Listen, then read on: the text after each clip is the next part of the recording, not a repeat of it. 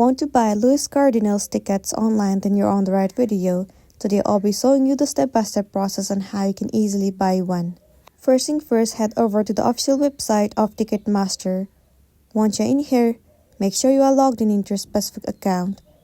Once logged in, now choose a specific location and dates of which you want the ticket. Once you've selected the date and location, now in the search or the address bar, you need to search for Louis Cardinal. After that, click on search icon. Tons of different shows will be available to you. Choose the specific one that you want to view. Once you land on this page, scroll down and tons of different dates and location will be available to you. Choose the specific one and click on find tickets. Wait for a while for it to load.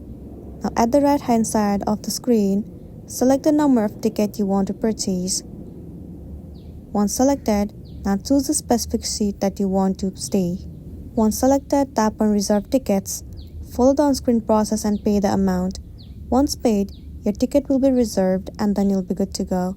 So this is simply how you can purchase the ticket from Ticketmaster. If this video helped you, give it a like and check out our next tutorial. Thank you.